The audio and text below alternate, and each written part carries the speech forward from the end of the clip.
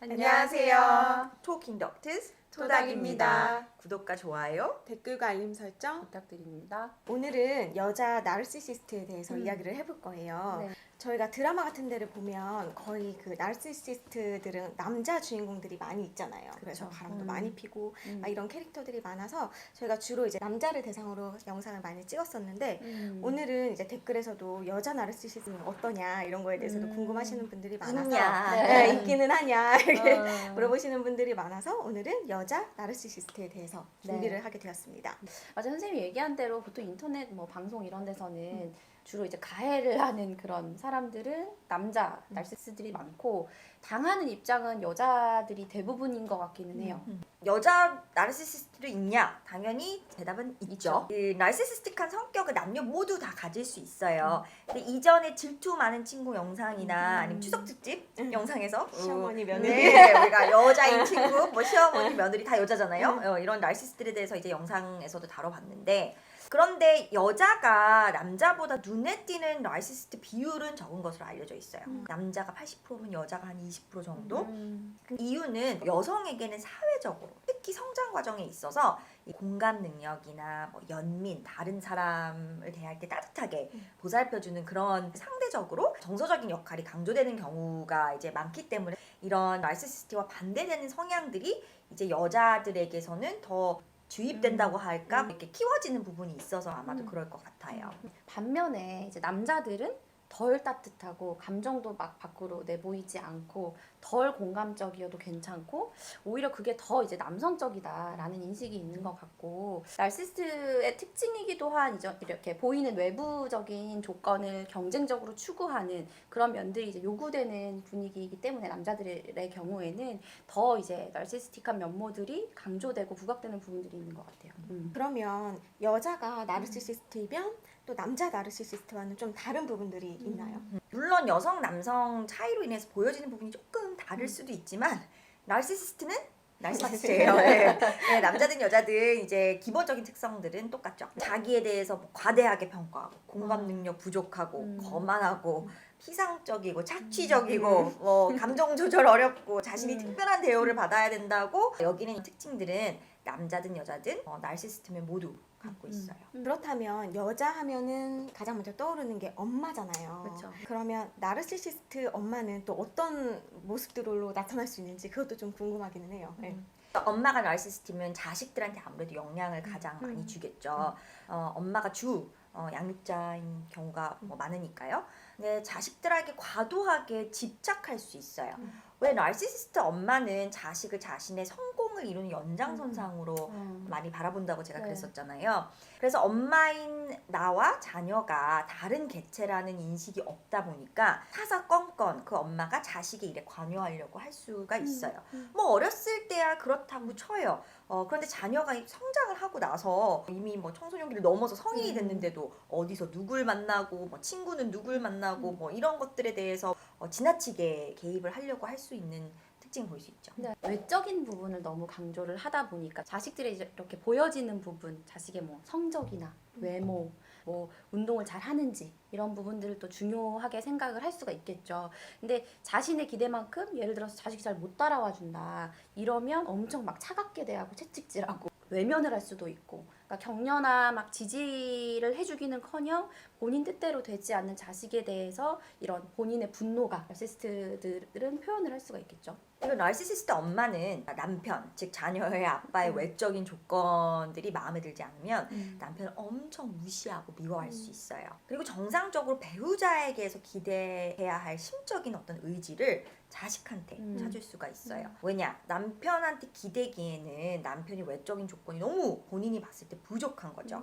그런데 원래 우리는 배우자의 내면을 더 보지 외적인 조건으로 배우자를 다 평가하지는 않잖아요. 근데 나르시시스틱한 여자들은 외적인 조건이 너무 중요하다 보니까 남편이 외적인 조건이 부족하면 그냥 못난 사람이고 내가 의지할 수 없는 사람인 거예요. 그러다 보니 자녀에게 자신의 배우자 같은 역할을 바라는 경우가 많은 거예요.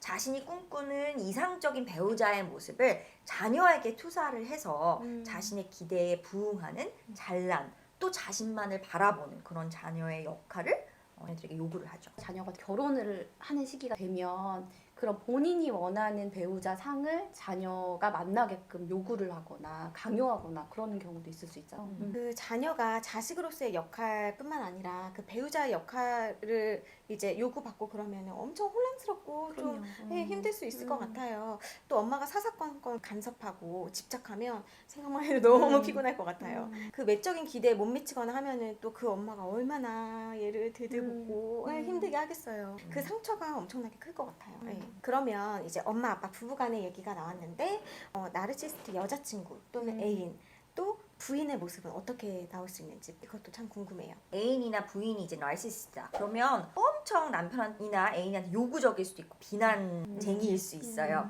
나 이거 해달라, 저거 사달라, 신경 써달라, 뭐 이런 거 경험하게 해달라, 뭐 이 정도 집에서는 살게 해달라, 이런 건 못 해주냐. 그리고 막상 남자가 요구하는 것을 다 해줬어. 뭐 가방도 사주고 옷도 사주고 좋은 집도 마련해주고.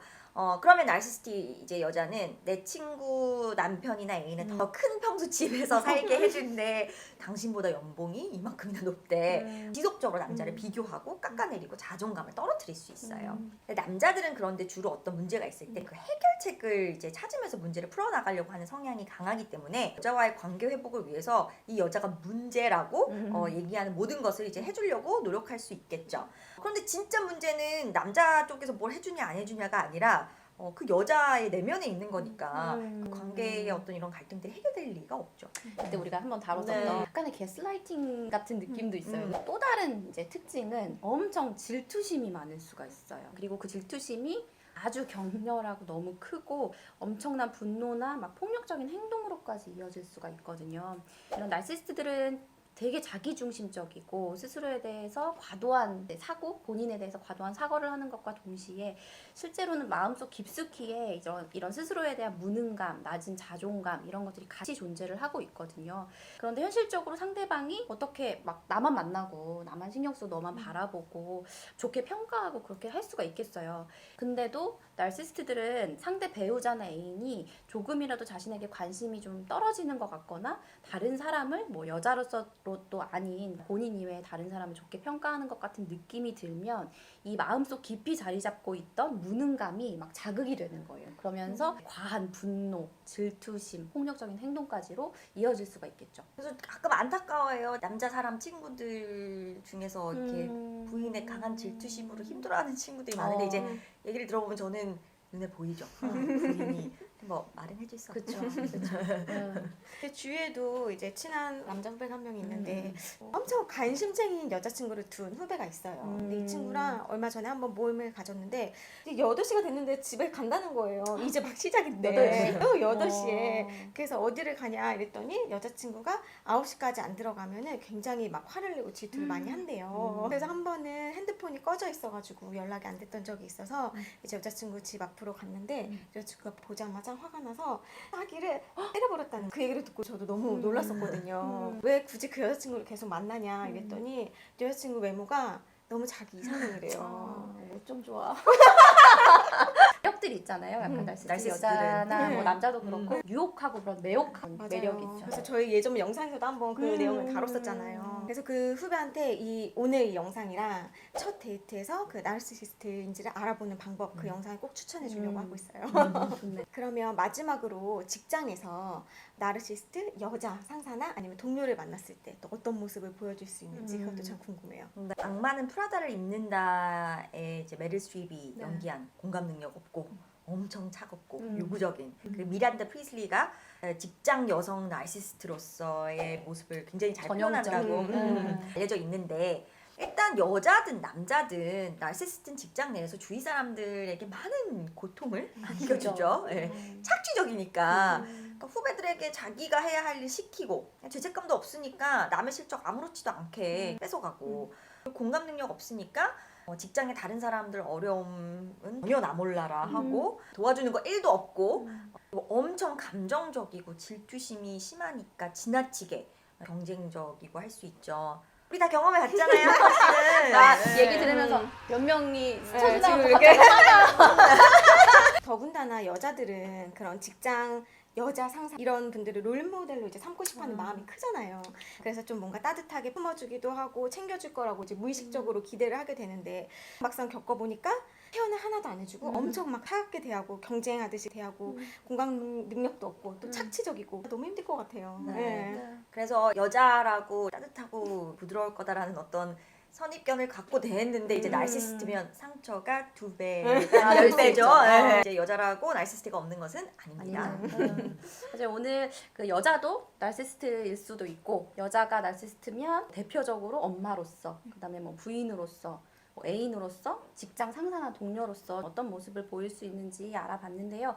이런 성향의 사람들은 그래도 항상 조심을 하실 수 있게끔 저희가 이 영상이 좀 도움이 되셨으면 좋겠습니다. 오늘 토킹은 여기까지. 토닥입니다. 감사합니다.